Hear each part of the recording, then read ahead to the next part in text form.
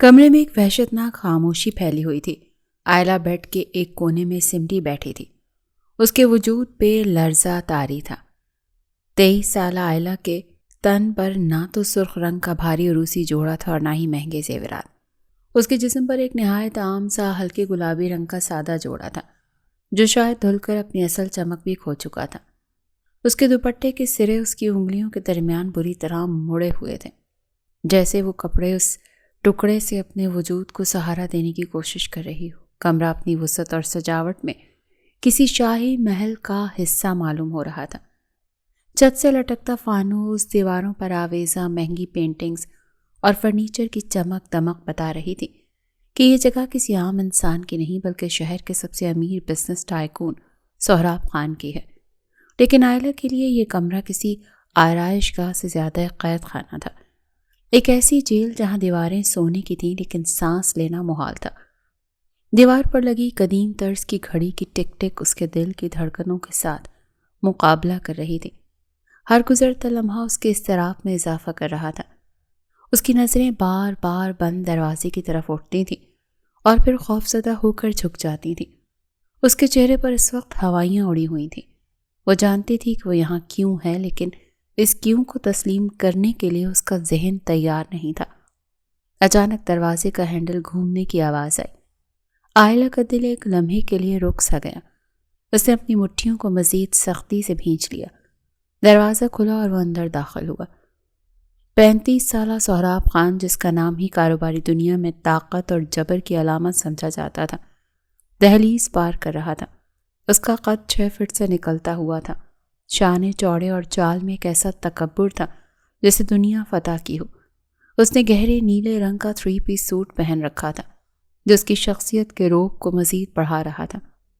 کمرے میں داخل ہوتے ہی اس کی موجودگی نے آئلہ کو گھبرانے پر مجبور کر دیا۔ اس کی مہنگی کولون کی خوشبو جو تیز اور مسحور کن تھی فوراً کمرے کی فضا میں گھل گئی۔ آئلہ نے سر جھکا لیا۔ اس میں اتنی ہمت نہیں تھی کہ وہ ان آنکھوں کا سامنا کر سکے۔ سہراب نے دروازہ بند کیا اور آہستگی سے چلتا ہوا کمرے کے وسط میں آیا۔ اس نے ایک نظر آئلہ پر ڈالی۔ اس کی نظر میں نہ تو ستائش تھی اور نہ ہی محبت اور نہ ہی کوئی نرمی۔ وہ نظر بالکل ویسی ہی تھی جیسے کوئی خریدار اپنی خریدی ہوئی چیز کا جائزہ لے رہا ہو۔ آئلہ محسوس کر سکتی تھی کہ اس کی طرف دیکھ رہا ہے۔ اس کا سانس سینے میں اٹک رہا تھا۔ وہ مزید سمٹ گئی جیسے اپنے وجود کو غائب کر دینا چاہتی ہو۔ سہراب نے کوٹ کے بٹن کھولے اور اسے اتار کر لاپرواہی سے صوفے کی پشت پر ڈال دیا۔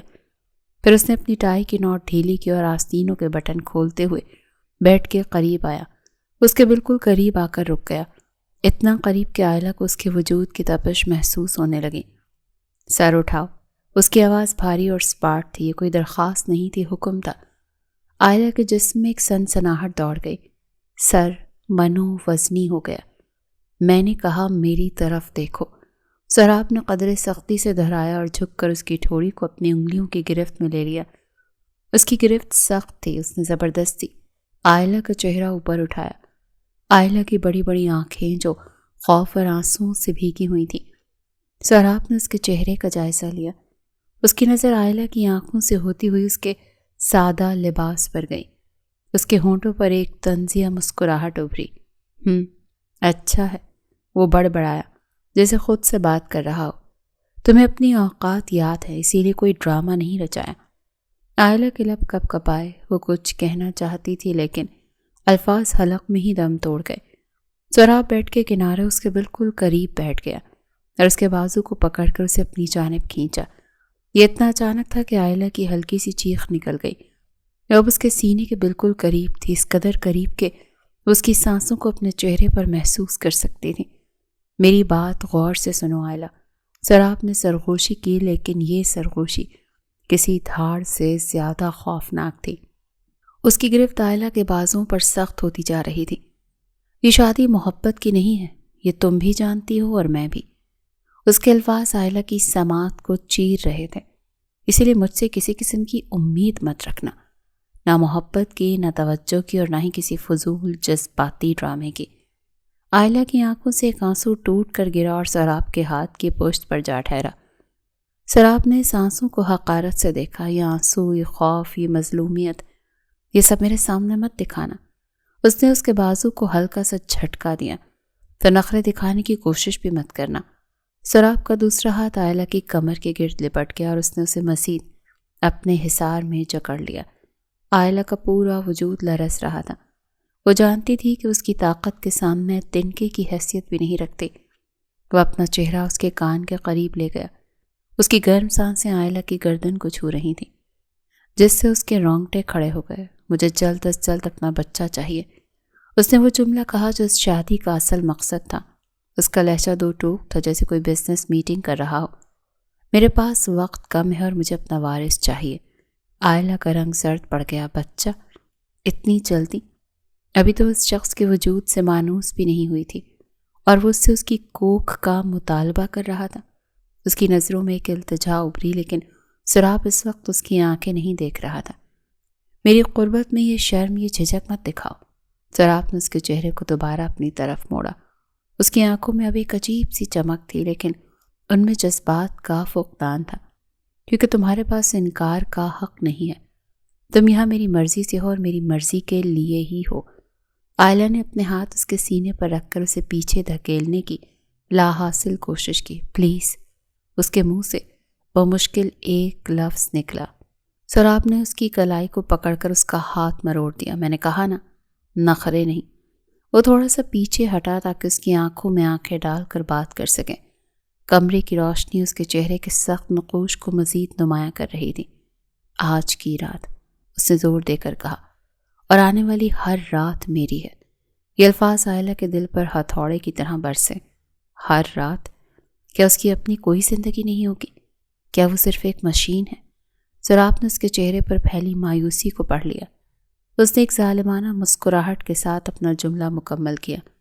تم دن میں کچھ بھی کرو، گھر میں رہو، باہر جاؤ، مجھے کوئی پرواہ نہیں ہے، لیکن رات کو مجھے تم میرے ساتھ چاہیے ہو۔ اس نے میرے ساتھ پر اتنا زور دیا کہ عائلہ کو لگا جیسے اس کا دم گھٹ جائے گا۔ یہ صرف ایک شوہر کا مطالبہ نہیں، یہ ایک آقا کا اپنی کنیز کو حکم تھا۔ عائلہ سمٹ گئی، جیسے اپنے وجود کو سکیڑ کر اس لمحے سے فرار حاصل کر لینا چاہتی ہو، لیکن فرار ممکن نہیں تھا۔ یہ کمرہ، یہ شخص، یہ رات، سب کچھ حقیقت تھا۔ وہ اچھی طرح سے جانتی تھی کہ یہ شادی عام حالات میں نہیں ہوئی تھی۔ وہ جانتی تھی کہ اس کے دستخط نکاح نامے پر نہیں بلکہ اس کی اپنی بربادی کے پروانے پر ہوئے تھے۔ سہراب نے اس کی خوفزدہ حالت کو دیکھا تو اس کے چہرے پر اطمینان کی ایک لہر دوڑ گئی۔ وہ یہی چاہتا تھا، مکمل اطاعت، مکمل سپردگی۔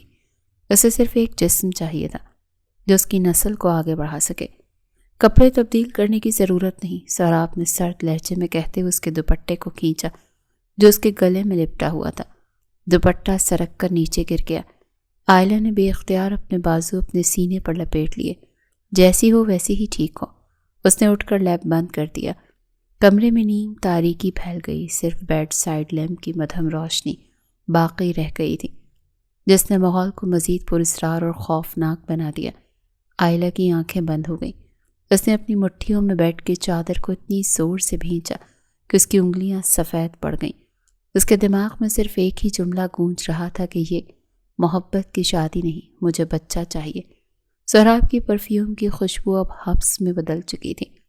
عائلہ نے اپنی سانس روک لی۔ اس کی آنکھوں سے ٹپکنے والے آنسو تکیے میں جذب ہو رہے تھے۔ یہ رات جو کسی بھی لڑکی کے لیے خواب ہوتی ہے، عائلہ کے لیے ایک ڈراؤنی حقیقت بن چکی تھی، اور سراب خان وہ اس حقیقت کا سب سے خوفناک کردار تھا جب اسے اپنی جاگیر سمجھ کر فتح کرنے کے لیے تیار تھا۔ کمرے میں صرف دو آوازیں تھیں، ایک دیوار پر لگی گھڑی کی ٹک ٹک اور دوسری عائلہ کی تیز و بے ترتیب سانسوں کی۔ خان انڈسٹریز کی فلک بوز سے عمارت اپنی پوری شان و شوکت کے ساتھ شہر کے وسط میں کھڑی تھی۔ شیشے کی دیواریں سورج کی روشنی میں چمک رہی تھیں۔ چوتھی منزل کے کونے میں واقع عالیشان آفس کے باہر کھڑی عائلہ کے ہاتھ بری طرح سے کانپ رہے تھے۔ وہ پچھلے 3 مہینے سے یہاں اسسٹنٹ کی حیثیت سے کام کر رہی تھی۔ ان 3 مہینوں میں اس نے سہراب خان کو صرف ایک سخت گیر باس، ایک کامیاب بزنس مین اور ایک کم گو انسان کے روپ میں دیکھا تھا۔ وہ ہمیشہ اپنے کام سے کام رکھتی، فائلز تیار کرنا، میٹنگز کا شیڈول بنانا اور سہراب کی سخت ہدایات پر عمل کرنا۔ وہ ایک سائے کی طرح خاموش رہتی، کبھی اونچی آواز میں بات نہیں کی، کبھی نظر اٹھا کر نہیں دیکھا۔ وہ جانتی تھی کوئی لوئر مڈل کلاس لڑکی ہے جس کے کاندھوں پر بہت بڑی ذمہ داریاں ہیں اور یہ نوکری اس کے لیے بہت ضروری ہے، لیکن آج معاملہ مختلف تھا۔ آج وہ کام کے لیے نہیں بلکہ اپنی زندگی کی سب سے بڑی مجبوری لے کر آئی تھی۔ اس کے ذہن میں اسپتال کا وہ منظر گھوم رہا تھا جہاں اس کی ماں زندگی اور موت کی کشمکش میں مبتلا تھی۔ 6 ماہ پہلے باپ کا سایہ سر سے اٹھا تو گھر کا سارا بوجھ عائلہ کے ناتواں کاندھوں پر آن پڑا تھا۔ چھوٹے بہن بھائیوں کی اسکول کی فیس، گھر کا راشن اور بجلی کے بل، وہ سب کچھ سنبھال رہی تھی، لیکن ماں کی اچانک بگڑتی طبیعت نے اس کی کمر ہی توڑ دی تھی۔ ڈاکٹرز نے صاف کہہ دیا تھا کہ جگر کا مسئلہ بگڑ چکا ہے اور فوری علاج نہ ہوا تو کچھ بھی ہو سکتا ہے، اور اس علاج کے لیے 2 لاکھ روپے کی ضرورت تھی جو عائلہ کے لیے 2 کروڑ کے برابر تھے۔ اس نے کانپتے ہاتھوں سے دوپٹہ درست کیا، ایک لمبی سانس لی تاکہ اکھڑے ہوئے حواس بحال کر سکے اور دروازے پر دستک دی۔ کم ان، اندر سے سوراب کی بھاری آواز آئی۔ عائلہ دروازہ کھول کر اندر داخل ہوئی۔ آفس کے اندر کا درجہ حرارت باہر سے کافی کم تھا۔ سوراب اپنی بڑی سی سیاہ کرسی پر براجمان فائل میں کچھ دیکھ رہا تھا۔ اس نے سر اٹھا کر نہیں دیکھا۔ جی مس عائلہ، کیا رپورٹ تیار کی؟ اس نے فائل پر نظریں جمائے ہوئے ہی پوچھا۔ سر، وہ رپورٹ تو تیار ہے، لیکن عائلہ کی آواز لڑکھڑا رہی تھی، الفاظ اس کے حلق میں اٹک رہے تھے۔ سوراب نے اب سر اٹھا کر اس کے عقابی نظر سے ایک ہی لمحے میں بھانپ لیا کہ معاملہ آفیشیل نہیں ہے۔ عائلہ کا پیلا پڑتا چہرہ، آنکھوں کے گرد بنتے سیاہ حلقے اور پریشان حلیہ سب کچھ بتا رہا تھا۔ کیا بات ہے؟ سوراب نے فائل بند کر کے میز پر رکھی اور کرسی کی پشت سے ٹیک لگا لی۔ اس کا انداز ہمیشہ کی طرح باوقار لیکن روکھا سا تھا۔ عائلہ نے بمشکل ہمت مجتمع کی۔ سر، مجھے آپ سے ایک درخواست کرنی ہے۔ کہو، وہ مختصر بولا۔ سر، میری امی وہ بہت بیمار ہیں، اسپتال میں ہیں۔ ڈاکٹرز نے فوری آپریشن کے علاج کا کہا ہے۔ میرے پاس اتنے پیسے نہیں ہیں، وہ روانی سے بولتی گئی، مبادا کہ کہیں ہمت ہی نہ ٹوٹ جائے۔ اگر آپ مجھے 2 لاکھ روپے ایڈوانس سیلری دے دیں تو میں وعدہ کرتی ہوں، سر، میں اوور ٹائم لگا کر ہر مہینے تنخواہ سے کٹوا کر آپ کا قرض اتار دوں گی۔ پلیز سر، میری ماں مر جائیں گی۔ اس کی آواز آخر میں بھر آ گئی اور آنکھوں سے آنسو بہہ نکلے۔ وہ امید بھری نظروں سے سوراب کو دیکھ رہی تھی۔ سوراب خاموش رہا۔ کمرے میں چند لمحوں کے لیے مکمل سکوت چھا گیا۔ سوراب کی انگلیاں میز پر رکھے پیپر ویٹ سے کھیل رہی تھیں۔ وہ کچھ سوچ رہا تھا اور اس کے چہرے پر ہمدردی کے تو کوئی آثار نہیں تھے، بلکہ ایک گہری سوچ تھی۔ 2 لاکھ، سوراب نے آہستہ سے کہا، جیسے رقم کا تعین کر رہا ہو۔ تمہاری 3 مہینوں کی تنخواہ سے بھی زیادہ ہے یہ رقم، اور تم ابھی یہاں نہیں ہو۔ میں تم پر اتنا بڑا رسک کیوں لوں؟ عائلہ کا دل ڈوبنے لگا۔ سر، میں کہیں نہیں جاؤں گی، میں یہی کام کروں گی۔ آپ میرے گھر کے اوریجنل کاغذات رکھ لیں پلیز سر، انسانیت کے ناطے مدد کر دیں۔ سوراب نے گہری سانس لی اور کرسی سے اٹھ کر کھڑا ہوا۔ وہ آہستہ آہستہ چلتا وہ اس کے قریب آیا اور میز کے کنارے پر ٹیک لگا کر کھڑا ہو گیا۔ وہ عائلہ سے قد میں کافی بڑا تھا، اسی لیے عائلہ کو اسے دیکھنے کے لیے سر اٹھانا پڑا۔ انسانیت، سوراب نے ایک طنزیہ مسکراہٹ کے ساتھ دہرایا۔ عائلہ، یہ خان انڈسٹریز ہے، کوئی چیریٹی ادارہ نہیں۔ یہاں فیصلے جذبات سے نہیں، نفع اور نقصان دیکھ کر کیے جاتے ہیں۔ عائلہ کی امید دم توڑنے لگی۔ اس نے آنسو پہنچے اور مڑنے لگی۔ سوری سر، میں نے آپ کا وقت ضائع کیا۔ رکو، سوراب کی آواز نے اسے روک لیا۔ عائلہ پلٹی۔ سوراب نے اسے اوپر سے نیچے تک دیکھا، ایک عجیب سی جانچنے والی نظر۔ تمہیں پیسے مل سکتے ہیں، 2 لاکھ کیا 10 لاکھ بھی مل سکتے ہیں۔ ماں کا بہترین علاج بھی ہو سکتا ہے۔ عائلہ کی آنکھوں میں چمک آ گئی۔ سچ سر، آپ جو کہیں گے میں کروں گی، میں ڈبل شفٹ کر لوں گی، مجھے تمہاری مزدوری نہیں چاہیے۔ سوراب نے اس کی بات کاٹ دی۔ اس کا لہجہ بالکل بدل چکا تھا، سنجیدہ اور پراسرار۔ مجھے کچھ اور چاہیے۔ جی؟ عائلہ کو سمجھ نہیں آئی۔ مجھے ایک وارث چاہیے۔ سوراب نے بم گرا دیا تو عائلہ ششدر رہ گئی۔ اسے لگا شاید اس نے غلط سنا۔ کیا؟ سوراب اس کے مزید قریب ہوا۔ میری بات غور سے سنو، میں شادی کرنا چاہتا ہوں، لیکن مجھے محبت، رومانس یا لائف پارٹنر جیسے فضول ڈراموں میں کوئی دلچسپی نہیں۔ مجھے صرف ایک وارث چاہیے، اپنا خون، جو میرے بعد اس جائیداد کو سنبھال سکے۔ اور میں کسی ایسی لڑکی سے شادی کرنا چاہتا ہوں جو ضرورت مند ہو، جو میرے احسان کے بدلے خاموشی سے میری شرطیں مانے اور کل کو میری جائیداد پر اپنا حق نہ جتائے۔ عائلہ کا دماغ چکرانے لگا۔ وہ بے یقینی سے اسے دیکھ رہی تھی۔ وہ کیا کہہ رہا تھا؟ تمہیں پیسوں کی ضرورت ہے اور مجھے بچے کی۔ یہ ایک سادہ سا سودا ہے۔ سراب نے بات جاری رکھی۔ تم مجھ سے نکاح کرو گی، مجھے میرا بچہ دو گی اور بدلے میں تمہاری ماں کا بہترین ہسپتال میں علاج ہوگا۔ تمہارے بہن بھائیوں کی پڑھائی، گھر کا خرچہ، سب میری ذمہ داری۔ لیکن یاد رکھنا یہ صرف ایک معاہدہ ہوگا۔ عائلہ کے وجود میں ایک سنسناہٹ دوڑ گئی۔ شرم اور ذلت کا ایک شدید احساس اسے گھیرنے لگا۔ اس نے سوچا بھی نہیں تھا کہ یہ امیر شخص اس کی مجبوری کا یوں فائدہ اٹھائے گا۔ کیا آپ کیا کہہ رہے ہیں سر؟ عائلہ کی آواز کانپ رہی تھی، لیکن اس بار غصے سے۔ میں یہاں بھیک مانگنے نہیں آئی تھی، ادھار مانگنے آئی تھی۔ میں غریب ضرور ہوں لیکن بے غیرت نہیں ہوں۔ آپ کو شرم آنی چاہیے، ایک لڑکی کی مجبوری کا ایسے سودا کرتے ہوئے۔ اس کا چہرہ تمتما رہا تھا۔ مجھے آپ کے پیسے نہیں چاہیے، میری ماں کو اللہ شفا دے گا، لیکن میں اپنا ضمیر نہیں بیچوں گی۔ عائلہ نے نفرت سے بھری نگاہ اس عالی شان آفس پر ڈالی اور روتے ہوئے وہاں سے بھاگ کھڑی ہوئی۔ سراب وہیں کھڑا رہا، اس کے چہرے پر کوئی پشیمانی نہیں تھی، ایک اطمینان تھا۔ وہ جانتا تھا کہ دنیا کتنی ظالم ہے اور مجبوری انسان کو کہاں لا کھڑا کرتی ہے۔ دیکھتے ہیں کب تک ضمیر جاگا رہتا ہے۔ وہ بڑبڑایا اور واپس اپنی کرسی پر بیٹھ گیا۔ ہسپتال میں جنرل وارڈ کے ایک کونے میں بیڈ پر پڑی عائلہ کی ماں درد سے کرا رہی تھی۔ اس کا رنگ زرد پڑ چکا تھا اور سانسیں اکھڑ رہی تھیں۔ عائلہ کے چھوٹے بہن بھائی بیڈ کے ساتھ لگ کر سہمے ہوئے کھڑے رو رہے تھے۔ عائلہ ہانپتی ہوئی وہاں پہنچی۔ ڈاکٹر صاحب کہاں ہیں؟ نرس نے اسے افسوس سے دیکھا۔ ڈاکٹر صاحب راؤنڈ پر ہیں۔ دیکھیے بی بی، آپ کی والدہ کی حالت بہت خراب ہو رہی ہے، ان کا جگر فیل ہو رہا ہے۔ اگر آج رات تک آپریشن کا بندوبست نہ ہوا تو ہم کچھ نہیں کہہ سکتے۔ میں انتظام کر رہی ہوں، عائلہ نے بے بسی سے کہا۔ اس نے اپنا پرس الٹا، صرف چند 100 روپے تھے۔ اس نے اپنے تمام رشتہ داروں کو فون کیا تھا، سب نے منہ موڑ لیا تھا۔ کوئی بھی اس یتیم اور بے سہارا لڑکی کی مدد کو تیار نہیں تھا۔ باجی، امی آنکھیں نہیں کھول رہی، چھوٹی زویا نے عائلہ سے کہا۔ اس کی معصوم آنکھوں میں خوف تھا۔ عائلہ کا دل پھٹ گیا۔ وہ اپنی ماں کے سرہانے بیٹھ گئی۔ ماں کا ہاتھ برف ہو رہا تھا۔ یا باپ کے بعد اس کی کل کائنات یہی تھی۔ اگر یہ بھی چلی گئیں تو وہ کیا کرے گی؟ اچانک ڈاکٹر آیا۔ مس عائلہ، اپنے پیسے جمع کروائے، ہمیں میڈیسن منگوانی ہے اور خون کا انتظام کرنا ہے۔ اگر اگلے 2 گھنٹے میں کچھ نہ ہوا تو آپ انہیں گھر لے جائیں، یہاں رکھنے کا فائدہ نہیں۔ گھر لے جائیں؟ عائلہ کے کانوں میں یہ الفاظ گونجے۔ گھر لے جانے کا مطلب تھا موت کا انتظار کرنا، اپنی ماں کو اپنی آنکھوں کے سامنے مرتے دیکھنا۔ کیا عزت اور انا ماں کی زندگی سے زیادہ قیمتی تھی؟ سراب کے الفاظ اس کے دماغ میں ہتھوڑے کی طرح برسنے لگے۔ ماں کا بہترین علاج ہوگا، بہن بھائیوں کی پڑھائی، گھر کا خرچہ۔ وہ وہاں کھڑی کانپتی رہی۔ ایک طرف اس کا وقار تھا اور خودداری تھی جو اسے روک رہی تھی، اور دوسری طرف اس کی ماں کے اکھڑتی سانسیں اور بہن بھائیوں کے آنسو۔ اس نے اپنی ماں کے زرد چہرے کو آخری بار دیکھا، آنکھوں سے بہتے آنسوؤں کو سختی سے صاف کیا اور کھڑی ہو گئی۔ اس کی آنکھوں میں اب آنسو نہیں، ایک عجیب سی ویرانی تھی۔ میں پیسے لاتی ہوں، اس نے نرس سے کہا۔ آپ علاج شروع کریں۔ شام کے سائے گہرے ہو چکے تھے۔ خان انڈسٹریز کا آفس تقریباً خالی ہو چکا تھا، لیکن CEO کا کمرہ اب بھی روشن تھا۔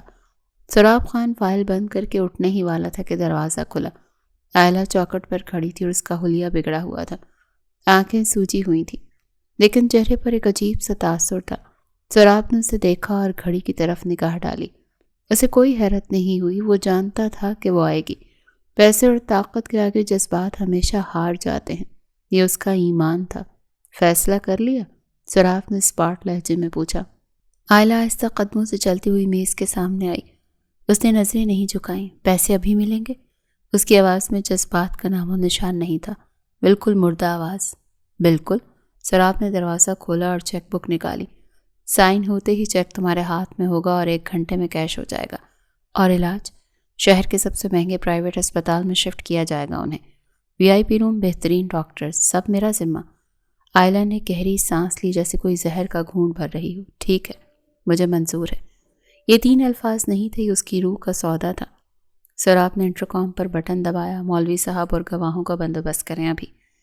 شاید وہ پہلے ہی انتظام کر کے بیٹھا تھا۔ سب کچھ کتنا طے شدہ تھا۔ اگلے 15 منٹ عائلہ کی زندگی کے سب سے عجیب منٹ تھے۔ آفس کے اس کمرے میں اس میز کے سامنے بیٹھ کر اس کا نکاح ہوا۔ نہ کوئی بارات، نہ کوئی مہندی، نہ کوئی دعا، نہ مبارکباد۔ 2 گواہ جو آفس کے ہی ملازم تھے اور ایک مولوی صاحب۔ جب مولوی صاحب نے پوچھا کیا آپ کو قبول ہے تو آئلہ کو لگا جیسے وہ اپنی سزائے موت پر دستخط کر رہی ہے۔ قبول ہے، اس نے بمشکل کہا۔ جیسے ہی مولوی صاحب اور گواہ گئے، سوراب نے 2 لاکھ کا کیش جو اس نے شاید پہلے ہی منگوا رکھا تھا اور ایک کریڈٹ کارڈ اس کے سامنے رکھ دیا۔ یہ رہے تمہارے پیسے اور یہ کارڈ اسپتال کے اخراجات کے لیے۔ آئلہ نے پیسے اٹھائے، نوٹوں کی گڈی اسے انگاروں کی طرح لگی۔ میں جا سکتی ہوں؟ اس نے پوچھا۔ جاؤ۔ سوراب اپنی کرسی پر بیٹھ گیا۔ اپنی ماں کا علاج کرواؤ، انہیں شفٹ کرو اور تسلی کر لو۔ آئلہ مڑی۔ وہ دروازے تک پہنچی ہی تھی کہ سوراب کی آواز نے اسے روک لیا۔ ایک بات یاد رکھنا آئلہ۔ اس کی آواز میں وہی حاکمانہ گونج تھی۔ آئلہ رک گئی۔ اس نے مڑ کر نہیں دیکھا۔ آج کا دن اور رات تمہاری ہے، اپنے کام نمٹا لو۔ گھر والوں کو جو کہانی سنانی ہے سنا دو اور اپنے آپ کو ذہنی طور پر تیار کر لو۔ سوراب کے الفاظ واضح اور 2 ٹوک تھے، کیونکہ کل تم مجھے میرے گھر پر چاہیے ہو۔ اس معاہدے کی پہلی شرط پوری کرنے کے لیے آئلہ کے جسم میں ایک لرزہ طاری ہوا۔ اسے لگا جیسے کسی نے اس کے وجود کو نوچ لیا۔ اس نے کوئی جواب نہیں دیا، کیونکہ جواب دینے کے لیے اب کچھ بچا ہی نہیں تھا۔ وہ بک چکی تھی۔ وہ دروازہ کھول کر باہر نکل گئی۔ راہداری میں اس کے قدموں کی آواز گونجتی رہی، لیکن اس کے دل کا شور اس سے کہیں زیادہ تھا۔ وہ 2 لاکھ روپے لے کر جا رہی تھی، لیکن اپنی پوری زندگی وہیں اس کمرے میں گروی رکھائی تھی، اور اب 3 دن بعد وہ اس شرط کو پورا کرنے کے لیے اس کمرے میں موجود تھی جہاں سوراب خان اس کی طرف بڑھ رہا تھا اور کہہ رہا تھا کہ شادی محبت کی نہیں۔ وہ سچ کہہ رہا تھا، یہ محبت نہیں ہے تو سودا تھی۔ سوراب خان اپنی مہنگی گاڑی کی ڈرائیونگ سیٹ پر سر پیچھے ٹکائے آنکھیں بند کیے بیٹھا تھا۔ گاڑی گھر کے پورچ میں کھڑی تھی، لیکن اس میں گھر کے اندر جانے کی ہمت نہیں تھی۔ یہ گھر جو کبھی اس کے لیے سکون کا باعث تھا، پچھلے کچھ عرصے سے ایک جنگ کا میدان بن چکا تھا۔ اسے شادی کیے پورے 8 سال بیت چکے تھے، جو کوئی عام شادی نہیں تھی۔ خان برادری کی روایات کے خلاف جا کر برادری سے باہر سوراب نے اپنی پسند کی لڑکی سمین سے شادی کی تھی۔ سمین جس کی یونیورسٹی فیلو تھی، جس کی معصومیت اور سادگی نے سوراب جیسے مغرور انسان کا دل جیت لیا تھا۔ اس وقت سوراب کے والدین نے شدید مخالفت کی تھی، دھمکیاں دی تھیں، جائیداد سے آگ کرنے کا کہا تھا، لیکن سوراب ڈٹا رہا۔ اس کی محبت اتنی شدید تھی کہ آخرکار والدین کو جھکنا پڑا۔ شروع کے سال تو خواب کی طرح گزرے، لیکن پھر وہ مسئلہ سر اٹھانے لگا جو ہمارے معاشرے میں عورت کا سب سے بڑا عیب سمجھا جاتا ہے، اولاد کا نہ ہونا۔ ڈاکٹرز، حکیم، پیر، فقیر، کون سا دروازہ تھا جو انہوں نے نہیں کھٹکھٹایا۔ رپورٹس ہمیشہ یہی کہتی کہ طبی طور پر کچھ مسائل ہیں، لیکن ناممکن نہیں، مگر 8 سالوں میں یہ ممکن نہ ہو سکا۔ 2 ہفتے پہلے گھر کے لاؤنج میں ناشتے کی میز پر خاموشی تھی، لیکن یہ خاموشی طوفان سے پہلے کی تھی۔ سوراب کی ماں بیگم سلمہ چائے کی پیالی میز پر رکھتے گویا پھٹ پڑی۔ سوراب کب تک؟ آخر کب تک ہم اس بانجھ بہو کو برداشت کریں گے؟ ان کی آواز میں برسوں کا جمع شدہ غبار تھا۔ سوراب کے ہاتھوں سے نوالا چھوٹ گیا۔ اس نے تڑپ کر سمین کی طرف دیکھا، جو سر جھکائے آنسو ضبط کیے خاموشی سے بیٹھی تھی۔ ماما پلیز، سوراب نے سختی سے کہا، سمین کے سامنے ایسی باتیں مت کیا کریں، یہ سب اللہ کے ہاتھ میں ہے۔ اللہ کے ہاتھ میں ہے تو اللہ نے دوسری شادی کا راستہ بھی تو رکھا ہے نا۔ بیگم سلمہ نے 2 ٹوک فیصلہ سنایا۔ دیکھو سوراب، تم ہمارے اکلوتے بیٹے ہو۔ اس خاندان کی ساری دولت، یہ جاگیر، یہ کاروبار کس کے لیے ہے؟ کل کو تم بوڑھے ہو جاؤ گے تو تمہارا نام لیوا کون ہوگا؟ میں چاہتی ہوں کہ میری آنکھیں بند ہونے سے پہلے میرا پوتا میری گود میں ہو۔ ماما، میں سمین کو نہیں چھوڑ سکتا، سوراب نے فیصلہ کن انداز میں کہا اور کرسی دھکیل کر کھڑا ہو گیا۔ مت چھوڑو اسے، رکھو اسے اس گھر کے کسی کونے میں۔ ماں نے بھی ہار نہیں مانی، لیکن دوسری شادی کر لو، مجھے وارث چاہیے۔ وہ کسی بھی عورت کے پیٹ سے ہو، لیکن وہ تمہارا خون ہونا چاہیے۔ اگر تم نے فیصلہ نہیں کیا تو میں خود تمہارے لیے لڑکی پسند کروں گی، اور اس بار تم انکار نہیں کر سکو گے۔ سوراب غصے سے پیر پٹکتا ہوا وہاں سے چلا گیا، لیکن وہ جانتا تھا کہ ماں کی دھمکی خالی نہیں ہے، اور سب سے زیادہ تکلیف دہ بات یہ تھی کہ اب اس کا اپنا یقین بھی ڈگمگانے لگا تھا۔ وہ سمین سے محبت کرتا تھا، بے پناہ محبت، لیکن ایک مرد ہونے کے ناطے ایک باپ بننے کی حسرت اس کے اندر مچل رہی تھی۔ اسی رات جب کمرے میں مدھم روشنی تھی، سمین بستر پر لیٹی ہوئی تھی۔ اس کا چہرہ زرد تھا اور آنکھوں کے گرد سیاہ حلقے پڑ چکے تھے۔ وہ پچھلے 1 سال سے شدید ڈپریشن کا شکار تھی، اور طرح طرح کی دوائیاں کھا کر اس کا جسم کھوکھلا ہو چکا تھا۔ سوراب اس کے پاس آ کر بیٹھا اور اس کے کمزور ہاتھ کو اپنے ہاتھوں میں تھام لیا۔ سمین، اس نے پیار سے پکارا۔ سمین نے آنکھیں کھولی۔ ان میں خوف تھا، وہی خوف جو اب اس کی پہچان بن چکا تھا۔ سوراب، آپ شادی کر لیں۔ اس کی آواز اتنی مدھم تھی کہ مشکل سے سنائی دی۔ تم پھر وہی بات لے کر بیٹھ گئی؟ سوراب نے جھنجھلاہٹ سے کہا۔ نہیں سوراب، میں سچ کہہ رہی ہوں۔ سمین کی آنکھوں سے آنسو بہنے لگے۔ ماما ٹھیک کہتی ہیں، میں آپ کو خوشی نہیں دے سکی، میرا وجود آپ کے لیے بوجھ بن گیا ہے۔ میں روز روز آپ کو اپنے لیے گھر والوں سے لڑتے نہیں دیکھ سکتی۔ مجھے ڈر لگتا ہے سوراب، کہیں آپ مجھ سے نفرت نہ کرنے لگ جائیں۔ سوراب نے اسے اپنے سینے سے لگا لیا۔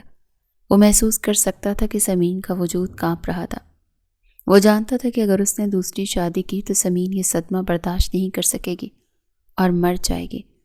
اس کی صحت اس بات کی اجازت نہیں دیتی تھی کہ وہ سوراب کو کسی اور کے ساتھ بڑھتا ہوا دیکھے۔ سوراب بری طرح پھنس چکا تھا۔ ایک طرف والدین اور اولاد کی خواہش تھی تو دوسری طرف اس کی محبت اور سمین کی زندگی۔ اگلے دن آفس میں سوراب کا قریبی دوست اور قانونی مشیر احسن اس کے سامنے بیٹھا تھا۔ سوراب نے اپنا دل کھول کر اس کے سامنے رکھ دیا۔ یار احسن، میں پاگل ہو جاؤں گا، مجھے سمجھ نہیں آ رہا کیا کروں۔ گھر والے دوسری شادی پر بازد ہیں اور سمین، وہ مر جائے گی احسن، وہ بہت کمزور ہو چکی ہے۔ احسن نے غور سے اس کی بات سنی اور پھر سگریٹ کا کش لگاتے ہوئے بولا، سوراب، جذبات سے نکلو اور پریکٹیکل ہو کر سوچو۔ تمہیں بچہ چاہیے نا، اور سمین کو بھی کھونا نہیں چاہتے۔ ہاں، یہی تو مسئلہ ہے، دونوں چیزیں ایک ساتھ ممکن نہیں۔ سوراب نے سر پکڑ لیا۔ ممکن ہے؟ احسن کی آنکھوں میں ایک عجیب سی چمک تھی۔ دیکھو، تمہارے والدین کو پوتا چاہیے، انہیں اس بات سے غرض نہیں کہ وہ کس کے پیٹ سے آیا ہے، بس جائز ہونا چاہیے۔ اور سمین کو صرف تمہاری توجہ چاہیے۔ وہ یہ برداشت نہیں کر سکتی کہ کوئی دوسری عورت تمہاری بیوی بن کر اس گھر میں راج کرے۔ تو حال یہ ہے۔ احسن تھوڑا آگے جھکا۔ ایک کانٹریکٹ میرج کر لو۔ سوراب نے اسے حیرت سے دیکھا۔ کیا مطلب؟ مطلب یہ کہ تم کسی ایسی لڑکی کو ڈھونڈو جو انتہائی مجبور ہو، غریب ہو، جسے پیسوں کی اشد ضرورت ہو۔ تم اس سے خفیہ نکاح کرو، اسے کسی الگ گھر میں رکھو۔ جب وہ امید سے ہو جائے اور بچہ پیدا ہو جائے تو اسے بچہ لے کر اسے پیسے دے کے فارغ کر دو اور بچہ گھر لے جاؤ۔ تم پاگل ہو گئے ہو۔ سوراب غصے سے کھڑا ہو گیا۔ یہ کیسی گھٹیا سوچ ہے، یہ دھوکہ ہے۔ تو دوسرا آپشن کیا ہے؟ احسن نے سکون سے پوچھا۔ کیا تم سمین کو طلاق دو گے یا اسے سوکن کے ساتھ جلاتے رہو گے؟ سوراب، یہ دنیا ہے، یہاں سب کچھ ہوتا ہے۔ تم گھر والوں سے کہو کہ تم سمین کے علاج کے لیے اسے لندن لے کر جا رہے ہو، لمبے عرصے کے لیے، 9-10 مہینے۔ سوراب خاموش ہو گیا۔ احسن کی بات اس کے دماغ میں گھر کرنے لگی۔ تم سمین کو لندن نہیں بلکہ یہیں شہر کے کسی دوسرے حصے میں ایک پرائیویٹ فلیٹ میں رکھو۔ اسے کہو یہ گھر والوں کے تانوں سے بچنے کے لیے ہے۔ وہاں تم اس کے ساتھ رہو اور اسی دوران تم اس دوسری لڑکی سے اپنا مقصد پورا کرو۔ جب بچہ ہو جائے تو گھر والوں کو جا کر کہنا کہ لندن کے علاج سے معجزہ ہو گیا اور سمین ماں بن گئی۔ سوراب گہری سوچ میں ڈوب گیا۔ لیکن سمین، وہ کیسے مانے گی کہ یہ بچہ اس کا ہے؟ تم اسے کہنا کہ ہم بچہ گود لے رہے ہیں، لیکن دنیا کو بتانے کے لیے کہیں گے کہ ہمارا ہے۔ سمین کو بچہ مل جائے گا، والدین کو وارث، اور تمہاری شادی بچ جائے گی۔ صرف اس تیسری لڑکی کو قربان ہونا پڑے گا اور وہ پیسوں کے بدلے ہو جائے گی۔ یہ پلان شیطانی تھا، لیکن سوراب کی موجودہ صورتحال میں اسے یہی واحد راستہ نظر آیا۔ اس نے ضمیر کی آواز کو یہ کہہ کر سلا دیا کہ وہ یہ سب سمین کی زندگی بچانے کے لیے کر رہا ہے۔ سوراب تب انہی سوچوں میں گم تھا جب 3 دن پہلے آئلہ اس کے آفس میں داخل ہوئی تھی۔ وہ پچھلے 1 ہفتے سے اسی ادھیڑ پن میں تھا کہ ایسی لڑکی کہاں سے ملے گی جو بھروسے کے قابل بھی ہو اور اس کی شرطیں بھی مانے۔ وہ نہیں چاہتا تھا کہ کوئی ایسی چالاک عورت ہو جو کل کو بچے کے ذریعے سے بلیک میل کرے۔ اور پھر آئلہ آئی۔ جب آئلہ نے روتے ہوئے اپنی ماں کی بیماری اور پیسوں کی مجبوری کا بتایا تو سوراب کے دماغ میں احسن کا پورا پلان روشن ہو گیا۔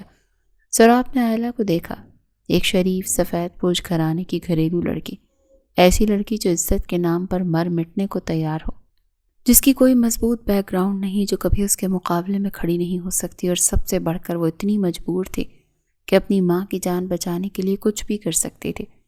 سوراب کو لگا جیسے قدرت نے خود اس کے مسئلے کا حل اس کے قدموں میں لا کر ڈال دیا۔ اس نے اسی لمحے فیصلہ کر لیا تھا۔ آئلہ کو آفر دیتے وقت اسے ذرا بھی ہچکچاہٹ نہیں ہوئی۔ اس نے وہی الفاظ استعمال کیے جو احسن نے سکھائے تھے۔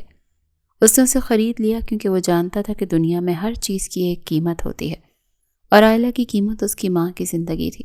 سوراب نے آنکھیں کھولی۔ گاڑی کے شیشے سے باہر اندھیرا پھیل چکا تھا۔ وہ گھر کے پورچ میں تھا اور اندر اس کے بیڈ روم میں آئلہ اس کا انتظار کر رہی تھی۔ اس کے ہونٹوں پر ایک تلخ مسکراہٹ ابھری۔ سوری سمین، اس نے زیر لب کہا، میں جو کچھ کر رہا ہوں تمہارے لیے کر رہا ہوں۔ ایک بار مجھے وہ بچہ مل جائے پھر سب ٹھیک ہو جائے گا۔ اس نے گاڑی سے اتر کر کوٹ درست کیا اور اپنے چہرے پر وہی سرد مہری سجا لی جب اس کا ایک نیا چہرہ بن چکی تھی۔ وہ جانتا تھا وہ گناہ کر رہا ہے، لیکن اسے یقین تھا کہ یہ ضروری گناہ ہے۔ 1.5 ماہ بعد کمرے میں مکمل خاموشی تھی۔ سراب خان کھڑکی کے پاس کھڑا باہر کے منظر کو دیکھ رہا تھا، لیکن اس کی تمام تر توجہ پیچھے کھڑی آئلہ پر مرکوز تھی۔ آئلہ کے ہاتھ میں ایک سفید کاغذ تھا جس پر چھپے چند الفاظ نے اس کی زندگی کی سمت کا تعین کر دیا تھا۔ وہ کاغذ لرز رہا تھا۔ رپورٹ کیا کہتی ہے؟ سراب نے مڑے بغیر پوچھا۔ اس کی آواز میں تجسس تھا۔ آئلہ نے خشک حل کو تر کیا۔ مثبت ہے، وہ بمشکل بولی۔ میں امید سے ہوں۔ سراب ایک جھٹکے سے مڑا۔ اس کے چہرے پر ایک ایسی چمک آئی جو آئلہ نے پہلے کبھی نہیں دیکھی تھی۔ یہ خوشی کی چمک تھی، فتح کی چمک تھی۔ وہ تیزی سے آئلہ کی طرف بڑھا اور اس کے ہاتھ سے رپورٹ چھین لی۔ اس کی نظریں تیزی سے الفاظ پر دوڑیں۔ یس! سراب نے ہوا میں مٹھی لہرائی۔ بالآخر اس نے آئلہ کو کاندھوں سے پکڑ کر ہلکا سا ہلایا۔ تم نے میری امیدوں کو زندہ کر دیا آئلہ۔ آئلہ خاموش رہی۔ وہ کیا کہتی؟ کیا اسے مبارکباد دیتی یا اپنی قسمت پر روتی؟ اس کے پیٹ میں پلنے والا وجود اس کا خون تھا، لیکن اس پر حق کسی اور کا تھا۔ یہ احساس اسے اندر ہی اندر کھائے جا رہا تھا۔ تمہیں اندازہ نہیں کہ تم نے میرے لیے کیا کیا ہے۔ سراب اب کمرے میں ٹہل رہا تھا۔ اس کے لہجے میں جوش تھا۔ اب میں نیا پلان طے کروں گا۔ وہ رکا اور آئلہ کی طرف انگلی اٹھائی۔ آج سے تمہاری ہر ضرورت، ہر آرام کا خیال رکھا جائے گا۔ تمہیں کوئی کام کرنے کی ضرورت نہیں، تم صرف اپنی صحت۔ اس نے آئلہ کے پیٹ کی طرف اشارہ کیا۔ اور اس امانت کا خیال رکھو، مجھے میری ماں سے ملنا ہے۔ آئلہ نے آہستہ سے کہا۔ پچھلے 1.5 ماہ میں وہ صرف فون پر ان سے بات کر سکی تھی۔ مل لینا، سراب نے لاپرواہی سے کہا، کیونکہ اب تمہیں یہاں سے شفٹ ہونا پڑے گا۔ میں تمہیں اس گھر میں نہیں رکھ سکتا، رسک بہت زیادہ ہے۔ کہاں؟ وہ تم مجھ پر چھوڑ دو۔ فی الحال جاؤ اور آرام کرو، مجھے ابھی بہت کچھ کرنا ہے۔ اگلی صبح ناشتے کی میز پر خان حویلی کا ڈائننگ ہال ہمیشہ کی طرح انواع و اقسام کے کھانوں سے سجا ہوا تھا، لیکن فضا ہمیشہ کی طرح بوجھل تھی۔ سراب کے والد وقار خان اخبار پڑھ رہے تھے، جبکہ بیگم سلمہ خاموشی سے چائے بنا رہی تھی۔ سمین سر جھکائے ٹوسٹ پر مکھن لگا رہی تھی۔ اس کا چہرہ اترا ہوا تھا اور آنکھوں میں وہی پرانی ویرانی تھی۔ سراب چوڑیوں سے اتر کر آیا۔ اس کی چال میں آج ایک الگ ہی اعتماد تھا۔ وہ کرسی کھینچ کر بیٹھا۔ Good morning. اس کی آواز بلند اور جاندار تھی۔ سب نے چونک کر اسے دیکھا۔ سراب کا موڈ پچھلے کئی مہینوں سے خراب ہی رہتا تھا۔ آج یہ تبدیلی غیر معمولی تھی۔ بیٹھو بیٹا، ناشتہ کرو، بیگم سلمہ نے کہا۔ ناشتہ بعد میں، ماما پہلے مجھے آپ سب کو کچھ بتانا ہے۔ سراب نے ایک نظر سمین پر ڈالی اور پھر مسکراتے ہوئے اپنے والدین کی طرف دیکھا۔ میں چاہتا ہوں آپ سب منہ میٹھا کر لیں۔ خیریت تو ہے؟ وقار خان نے اخبار نیچے کیا۔ سراب نے ایک ڈرامائی وقفہ لیا اور پھر خوشی سے بھرپور لہجے میں بولا، اللہ نے ہماری سن لی، آپ لوگ دادا دادی بننے والے ہیں۔ سمین امید سے ہے۔ کمرے میں جیسے بم پھٹا۔ ایک لمحے کے لیے سناٹا چھا گیا اور پھر خوشی کا ایک طوفان امڑ آیا۔ کیا؟ بیگم سلمہ کی آنکھوں سے آنسو چھلک پڑے۔ سچ؟ سراب تم سچ کہہ رہے ہو؟ جی ماما، بالکل سچ۔ سراب نے سمین کے کاندھے پر ہاتھ رکھا جو خود پتھر کی مورت بنی بیٹھی تھی۔ سمین کا رنگ سفید پڑ گیا۔ وہ حیرت اور خوف سے سراب کو دیکھ رہی تھی۔ سراب نے اس کے کاندھے کو زور سے دبایا، جس کا مطلب صاف تھا کہ خاموش رہنا۔ او خدایا، تیرا لاکھ لاکھ شکر ہے۔ بیگم سلمہ اٹھی اور بھاگ کر سمین کو گلے لگا لیا۔ میری بچی، تم نے تو ہمیں خوش کر دیا، ہم تو آس ہی چھوڑ بیٹھے تھے۔ وقار خان بھی اپنی جگہ سے اٹھے اور سراب کو گلے لگا لیا۔ تم نے ہمارے خاندان کا نام مٹنے سے بچا لیا۔ مبارکبادوں کو شور، ہنسنے اور رونے کی آوازیں بلند ہونے لگیں۔ سمین ان سب کے بیچ میں کٹ پتلی کی طرح بیٹھی تھی۔ اسے سمجھ نہیں آ رہا تھا کہ سراب یہ جھوٹ کیوں بول رہا ہے۔ وہ تو بانس تھی، ڈاکٹرز کہہ چکے تھے، پھر یہ امید، کیا یہ کوئی معجزہ تھا یا سراب کا کوئی نیا کھیل؟ جب شور کچھ تھما تو سراب نے بات آگے بڑھائی، لیکن سراب کا چہرہ سنجیدہ ہو گیا۔ ڈاکٹرز نے ایک وارننگ دی ہے۔ سب کی توجہ دوبارہ اس کی طرف ہو گئی۔ کیا وارننگ؟ بیگم سلمہ گھبرا گئیں۔ سمین کی صحت بہت کمزور ہے اور اس کی ہسٹری آپ سب جانتے ہیں۔ ڈاکٹرز نے کہا اگر ذرا سی بھی ٹینشن، دباؤ یا ذہنی تناؤ ملا تو ہم یہ بچہ کھو سکتے ہیں۔ سرا آپ نے بہت مہارت سے جھوٹ بولا، اس لیے میں کوئی رسک نہیں لینا چاہتا۔ تو ہم کون سا اسے کام کرنے کو کہہ رہے ہیں؟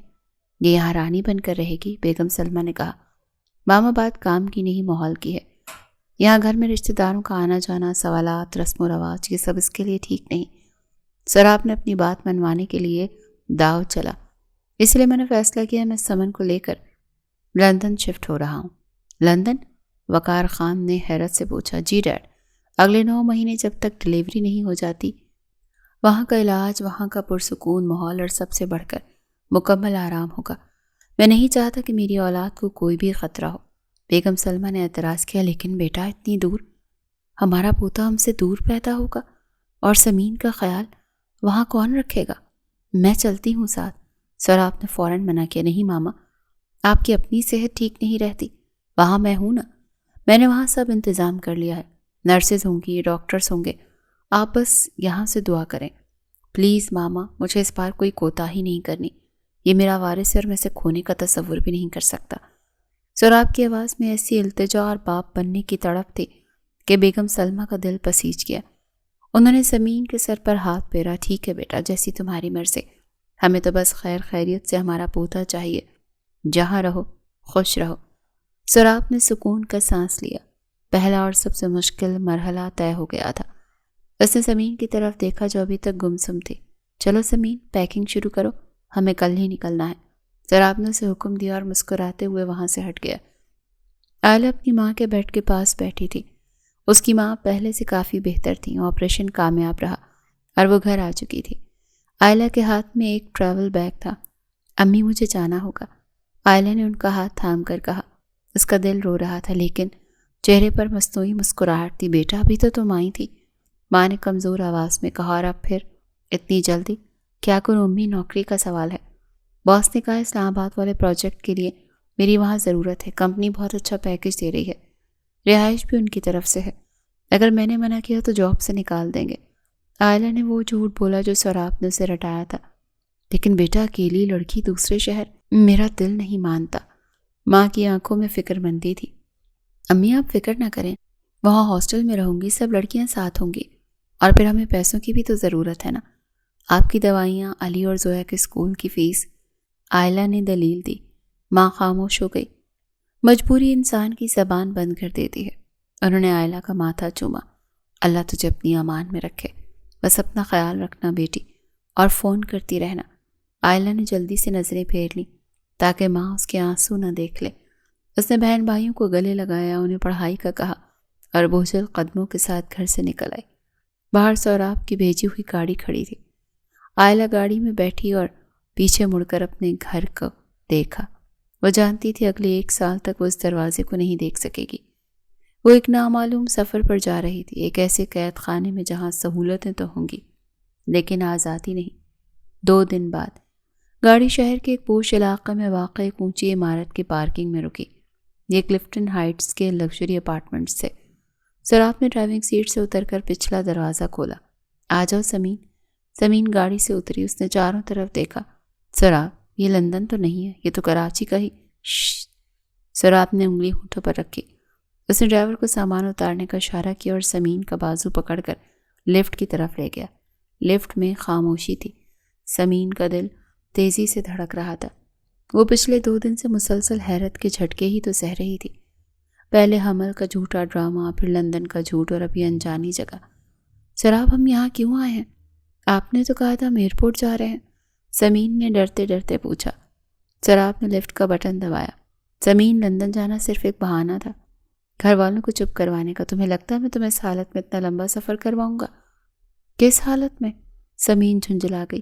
میں پریگننٹ نہیں ہوں سراب، آپ یہ جھوٹ کیوں بول رہے ہیں؟ جب 9 مہینے بعد کچھ نہیں ہوگا تو ہم انہیں کیا منہ دکھائیں گے؟ لفٹ کا دروازہ کھلا اور وہ 7ویں منزل پر آ گئے۔ سراب اسے لے کر اپارٹمنٹ کے سامنے رکا۔ اس نے دروازہ ان لاک کیا اور اندر داخل ہوا۔ یہ ایک وسیع اور انتہائی خوبصورت فرنشڈ اپارٹمنٹ تھا۔ ہر چیز نفیس اور قیمتی تھی۔ سراب نے دروازہ بند کیا اور سمین کی طرف مڑا۔ تم پریگننٹ نہیں ہو، میں جانتا ہوں، لیکن 9 مہینے بعد ہماری گود میں بچہ ہوگا اور یہ میرا وعدہ ہے۔ کیسے؟ سمین کی آنکھیں پھیل گئیں۔ ہم بچہ گود لیں گے، سمجھ لو ایسا ہی ہے کچھ۔ سراب نے مبہم سا جواب دیا۔ لیکن دنیا کے لیے اور خاص طور پر میرے والدین کے لیے وہ بچہ تمہارا ہوگا، اسی لیے ہمیں یہ ڈرامہ کرنا پڑ رہا ہے۔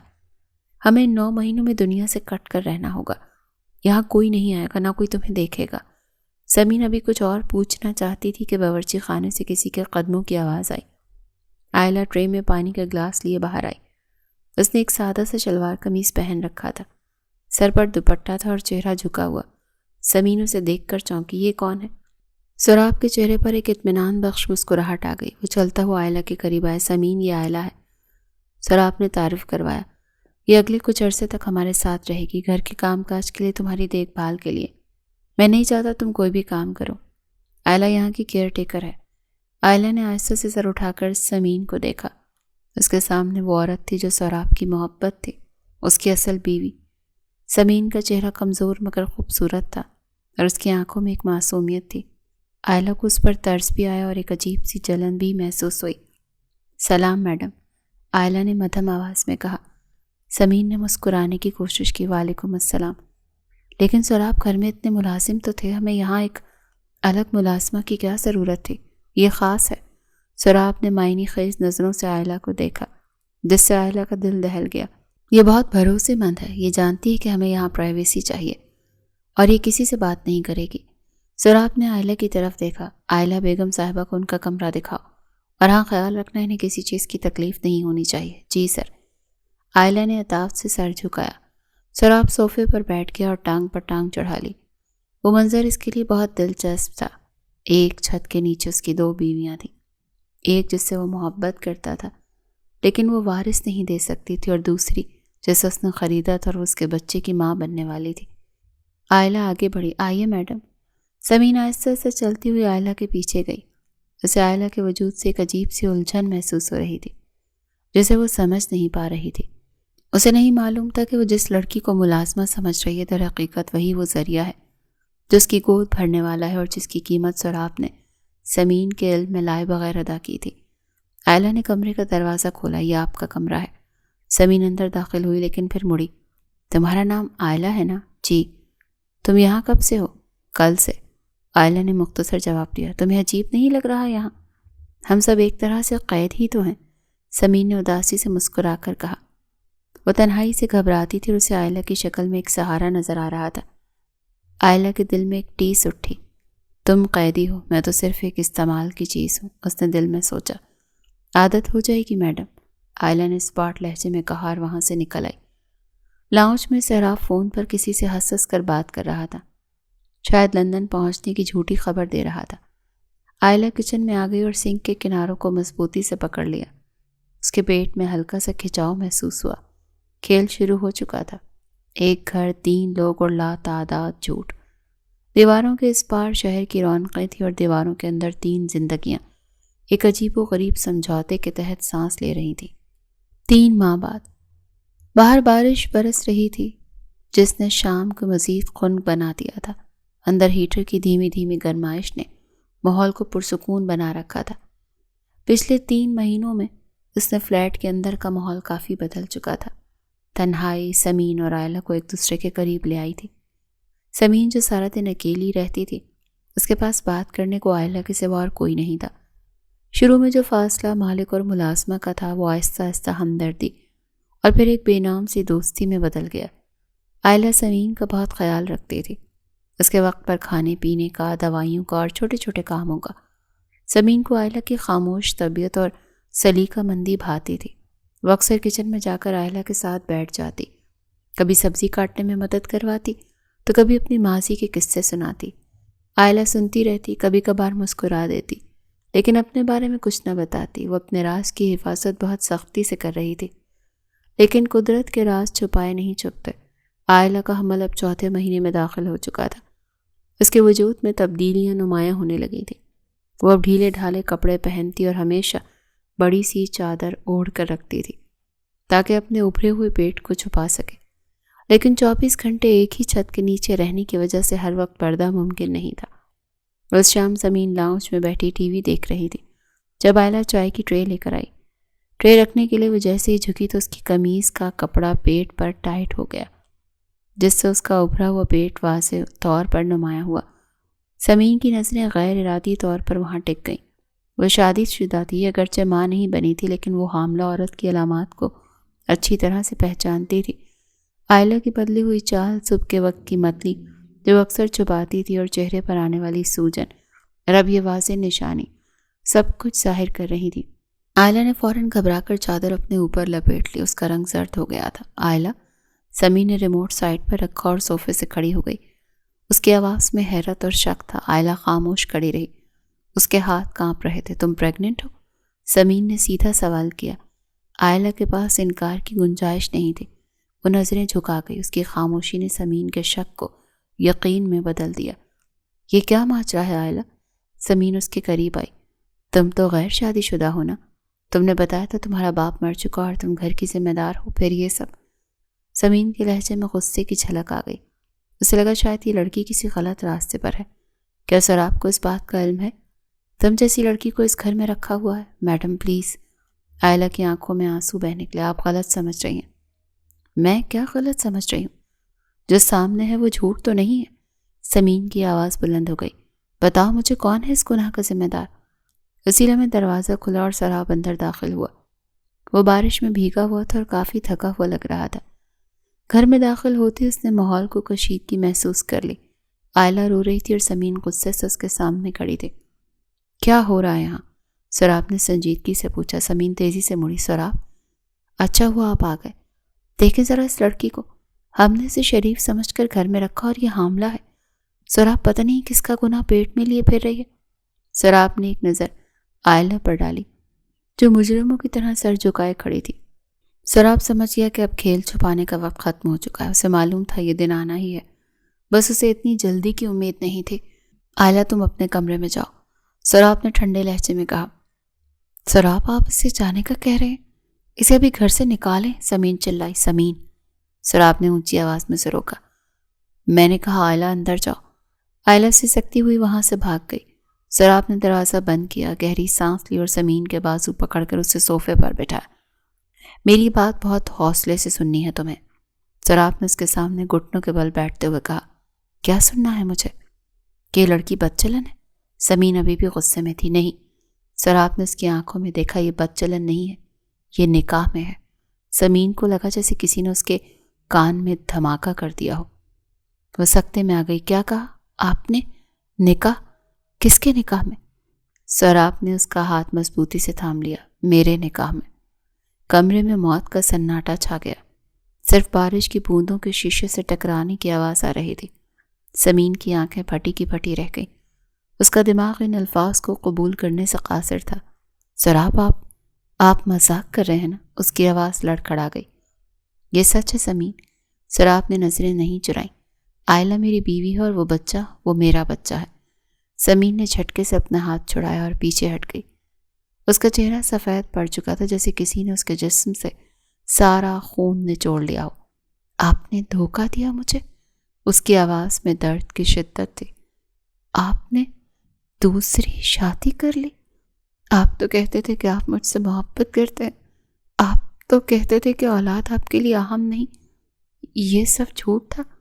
میں آج بھی تم سے محبت کرتا ہوں سمین، خدا گواہ ہے، سراب بے بسی سے بولا، لیکن میں مجبور ہو گیا تھا۔ مجبور؟ سمین نے طنزیہ ہنسی ہنسی جس میں آنسوؤں کی آمیزش تھی۔ آپ کی مجبوری دوسری عورت تھی؟ واہ سراب خان، میری مجبوری دوسری عورت نہیں تھی، میری مجبوری تم تھی، میری مجبوری میرا خاندان تھا۔ سراب کھڑا ہو گیا۔ اس کے لہجے میں اب گہرا دکھ تھا۔ تم بھول گئی ڈیڈ اور ماما کیا کہہ رہے تھے؟ وہ میری دوسری شادی کروانا چاہتے تھے، وہ مجھے تم سے الگ کرنا چاہتے تھے، وہ چاہتے تھے میں تمہیں طلاق دے دوں یا گھر کے کسی کونے میں پھینک دوں، اور میں یہ برداشت نہیں کر سکتا تھا۔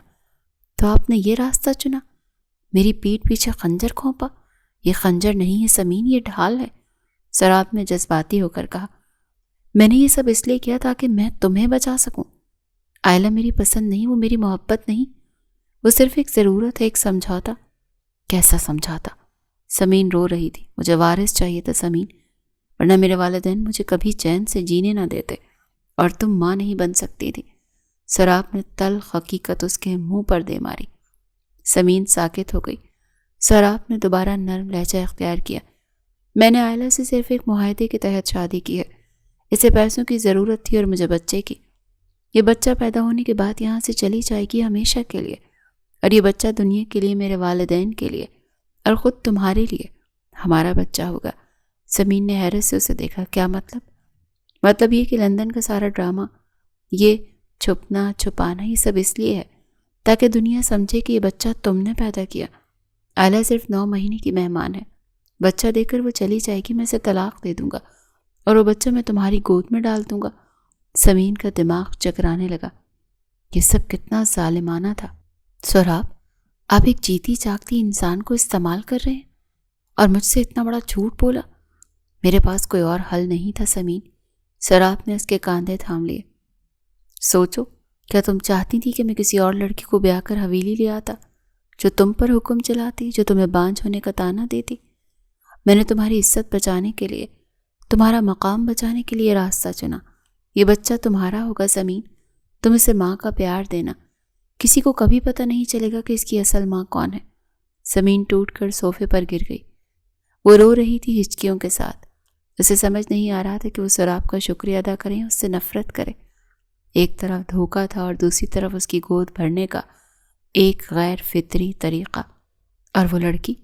سمین نے سسکتے ہوئے پوچھا۔ اس کے جذبات کا کیا؟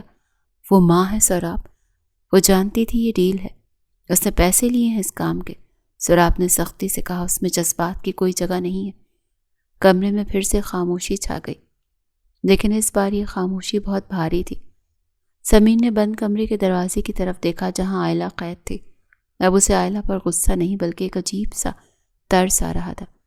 وہ دونوں ہی سہراب کی مجبوریوں اور خواہشوں کا شکار تھی، ایک محبت کے نام پر، دوسری ضرورت کے نام پر۔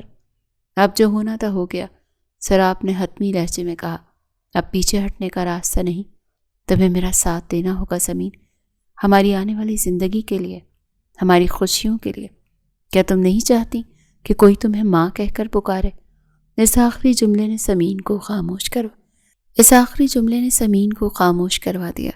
ماں بننے کی حسرت جو 8 سال سے اس کے سینے میں دبی تھی، اس نے اس کے سارے شکوے، ساری اخلاقیات اور سارے غصے پر غلبہ پا لیا۔ اس نے آنسو پونچھے اور سر اس بات میں ہلا دیا۔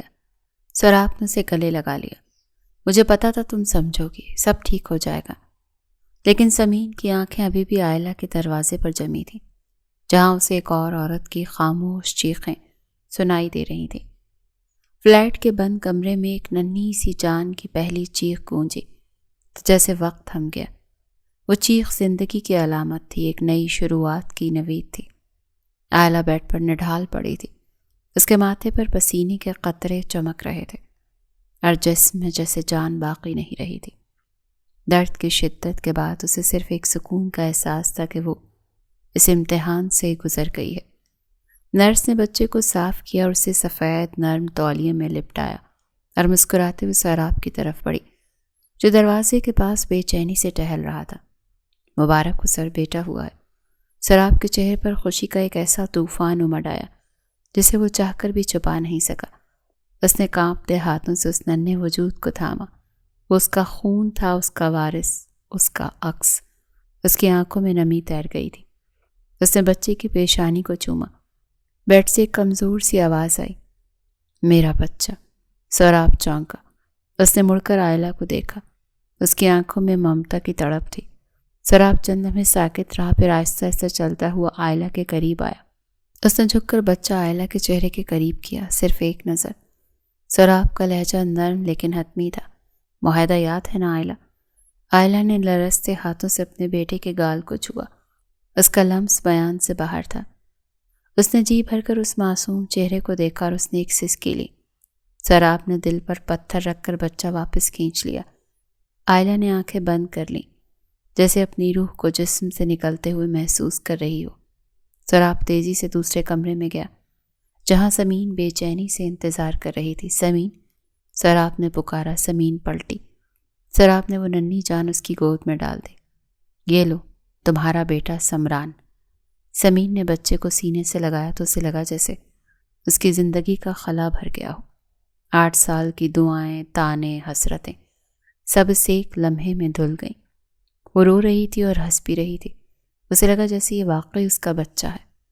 2 دن بعد فلیٹ میں خاموشی تھی۔ سراب اور سمین جانے کی تیاری کر رہے تھے۔ آئلہ اپنا سامان پیک کر چکی تھی۔ اس کے ہاتھ میں وہ چیک تھا جو اس کی قربانی کی قیمت تھی، لیکن اسے وہ کاغذ کا ٹکڑا زہر لگ رہا تھا۔ سراب اس کے پاس آئے، اس کے ہاتھ میں ایک اور کاغذ تھا۔ آئلہ، تم نے اپنا وعدہ پورا کیا، میں تمہارا احسان کبھی نہیں بھولوں گا، سراب نے سنجیدگی سے کہا۔ یہ طلاق کے کاغذات ہیں، تم جب چاہو سائن کر دینا، میں وکیل کو بھیج دوں گا، تم آزاد ہو اپنی نئی زندگی شروع کرنے کے لیے۔ آئلہ نے ان کاغذات کو دیکھا اور پھر سراب کی آنکھوں میں یہ سائن نہیں کروں گی، آئلہ نے دھیمے لہجے میں کہا۔ سراب حیران رہ گیا، کیوں؟ تم آزاد نہیں ہونا چاہتی؟ کس سے آزاد ہوں؟ اپنی قسمت سے۔ آئلہ کی آواز میں ایک گہرا دکھ تھا۔ میں طلاق کا داغ لے کر اپنے گھر نہیں جانا چاہتی سراب صاحب، میں اپنی ماں کو کیا بتاؤں گی؟ میں چاہتی ہوں یہ نکاح نامہ میرے پاس رہے، بس ایک کاغذ کے ٹکڑے کے طور پر۔ میں آپ سے کوئی حق نہیں مانگوں گی، کبھی آپ کے راستے میں نہیں آؤں گی، لیکن مجھے دنیا کے سامنے بے نام نہیں ہونا۔ کم از کم مجھے یہ تسلی رہے گی کہ میرا بچہ جس شخص کے پاس ہے، میرا نام بھی اسی کے نام کے ساتھ جڑا ہے۔ سراب کی اس بات کی گہرائی کو محسوس کر کے خاموش ہو گیا۔ وہ آئلہ کے ظرف کے سامنے خود کو بہت چھوٹا محسوس کرنے لگا تھا۔ جیسی تمہاری مرضی۔ سراب نے کاغذات واپس جیب میں رکھ لیے۔ آئلہ نے اپنا بیگ اٹھایا، ایک آخری حسرت بھری نگاہ اس دروازے پر ڈالی جس کے پیچھے اس کا بیٹا سو رہا تھا، پھر بنا مڑے فلیٹ سے نکل گئی۔ وہ خالی ہاتھ جا رہی تھی، لیکن اپنا کلیجہ وہیں چھوڑ آئی تھی۔ خان ہاؤس میں جشن کا سماں تھا۔ پوری حویلی روشنیوں سے نہا رہی تھی۔ ڈھول کی تھاپ پر مہمان رقص کر رہے تھے۔ بیگم سلمہ اور وقار خان کی خوشی دیدنی تھی۔ وہ اپنے پوتے کو گود سے اتار ہی نہیں رہے تھے۔ دیکھا وقار، میں نہ کہتی تھی کہ لندن کی آب و ہوا راس آئے گی، بیگم سلمہ نے بچے کو چومتے ہوئے کہا۔ بالکل سہراب پر گیا ہے، وہی ناک وہی آنکھیں۔ سراب اور سمین مسکرا رہے تھے، لیکن ان کی مسکراہٹ میں ایک چور چھپا تھا۔ سمین ہر وقت بچے کے گرد گھومتی رہتی، اسے خود فیڈ کرواتی، خود سلاتی، لیکن ایک عجیب سی بے چینی تھی جو اسے سکون نہیں لینے دے رہی تھی۔ ایک ہفتے بعد رات کے 2 بج رہے تھے۔ سمران مسلسل رو رہا تھا۔ سمین اسے جھولا جھلا رہی تھی، گود میں اٹھا رہی تھی، فیڈر دے رہی تھی، لیکن وہ چپ ہی نہیں ہو رہا تھا۔ سراب بھی جاگ گیا۔ کیا ہوا؟ طبیعت ٹھیک ہے اس کی؟ پتہ نہیں سراب، یہ چپ ہی نہیں ہو رہا۔ شاید پیٹ میں درد ہے، سمین پریشان ہو کر بولی۔ اس کی آنکھوں میں نیند اور تھکاوٹ تھی۔ اچانک سمران روتے روتے ہچکیوں میں چلا گیا۔ وہ ایک خاص انداز میں منہ بنا کر رو رہا تھا۔ سمین اسے دیکھتی رہی اور پھر اچانک اسے احساس ہو یہ بچہ ماں کی خوشبو ڈھونڈ رہا ہے۔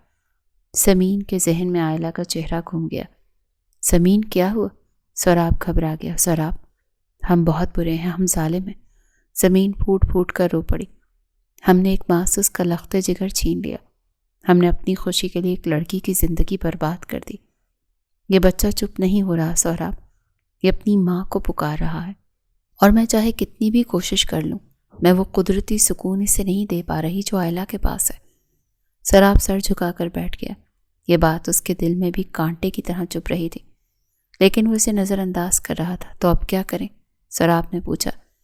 سمین نے آنسو پہنچتے ایک اور آنسو کے ساتھ سہراب کو دیکھا۔ آئلہ کو واپس لائیں؟ کیا؟ یہاں حویلی میں؟ سب کو کیا بتائیں گے؟ کچھ بھی بتائیں، اسے آیا بنا کر لائیں، ملازمہ بنا کر لائیں، لیکن اسے لائیں۔ اس بچے کو اس کی ضرورت ہے۔ سراب اور آئلہ کو اس بچے کی۔ میں ماں بننے کا ناٹک تو کر سکتی ہوں، لیکن میں ایک عورت ہو کر دوسری عورت پر اتنا ظلم نہیں کر سکتی۔ میں اس بچے کو پالوں گی، لیکن اس کی اصل ماں کے سائے میں۔ اگلی صبح جب آئلہ اپنے چھوٹے سے گھر کے صحن میں چارپائی پر بیٹھی تھی، اس کی نظریں خلا میں تھیں۔ گود خالی تھی اور دل ویران۔ اس کی ماں اسے پریشانی سے دیکھ رہی تھی۔ دروازے پر دستک ہوئی تو آئلہ نے اٹھ کر دروازہ کھولا۔ سامنے سہراب کھڑا تھا۔ آئلہ کا دل دھک سے رہ گیا۔ سراب صاحب، آپ؟ سب خیریت تو ہے؟ بچہ ٹھیک ہے آئلہ، سراب نے نرمی سے کہا، لیکن وہ خوش نہیں ہے۔ آئلہ سوالیہ نظروں سے اسے دیکھنے لگی۔ آئلہ، میں اور سمین ہار گئے، سراب نے اعتراف کیا۔ ہم نے سوچا تھا پیسے اور معاہدے سب کچھ ٹھیک کر دیتے ہیں، لیکن قدرت کا قانون ہم سے زیادہ طاقتور ہے۔ سمین چاہتی ہے کہ تم ہمارے ساتھ چلو۔ کیا؟ آئلہ کو یقین نہیں آیا۔ ہاں، میری بیوی کے طور پر نہیں، دنیا کی نظر میں سمران کی آیا کے طور پر، لیکن حقیقت میں تم اس کی ماں کے طور پر وہاں رہو گی۔ تم اسے اپنے ہاتھوں سے کھلاؤ گی، سلاؤ گی، اپنے پاس رکھو گی۔ سمین صرف دنیا کے لیے اس کی ماں ہوگی، لیکن وہ تم سے تمہارا حق نہیں چھینے گی۔ آئلہ کی آنکھوں سے آنسوں کا سیلاب امڈ آیا۔ کیا یہ سچ تھا؟ کیا اسے اس کا بچہ واپس مل رہا تھا؟ آپ سچ کہہ رہے ہیں؟ ہاں، گاڑی باہر کھڑی ہے، تمہارا بیٹا تمہارا انتظار کر رہا ہے۔ آئلہ نے مڑ کر نہیں دیکھا۔ اس نے دوپٹہ سنبھالا اور سراب کے ساتھ چل دی۔ خان حویلی کا باغ شام کی روشنی میں دمک رہا تھا۔ سمین کرسی پر بیٹھی چائے پی رہی تھی اور اس کے چہرے پر ایک حقیقی سکون تھا۔ تھوڑے فاصلے پر گھاس پر بچھی چادر پر سمران کھیل رہا تھا اور اس کے پاس آئلہ بیٹھی تھی۔ سمران کھلکھلا کر ہنس رہا تھا اور اپنے ننھے ہاتھوں سے آئلہ کی انگلی پکڑے ہوئے تھا۔ آئلہ کے چہرے پر جو مسکراہٹ تھی وہ دنیا کی تمام دولت سے زیادہ قیمتی تھی۔ اسے دنیا کی نظر میں شاید ایک ملازمہ کا درجہ ملا تھا، لیکن وہ جانتی تھی کہ وہ سلطنت کے وارث کی اصل ملکہ ہے۔ سراب بالکنی میں کھڑا یہ منظر دیکھ رہا تھا۔ اس نے سکون کا سانس لیا۔ اس نے روایت توڑی تھی، جھوٹ بولا تھا، گناہ کیا تھا، لیکن آخرکار اس نے اپنے گھر کو بکھرنے سے بچا لیا۔ سمین نے آئلہ کو اشارہ کیا۔ آئلہ اسے بھوک لگی ہوگی۔ آئلہ نے سمران کو گود میں اٹھایا اور اسے پیار کیا۔ جی بیگم صاحبہ۔ ان دونوں عورتوں کے درمیان ایک خاموش معاہدہ ہو چکا تھا، محبت، احترام اور اشتراک کا۔ سمران خوش قسمت تھا، اسے ایک نہیں 2 ماؤں کا پیار مل رہا تھا۔ آئل کو ایک ماں کا درجہ تو ملا، لیکن بیوی کا نہیں۔ وقت کے ساتھ آئلہ کو بھی ایک بیوی کی حیثیت مل جانی تھی، لیکن کب، یہ وقت نے ہی فیصلہ کرنا تھا۔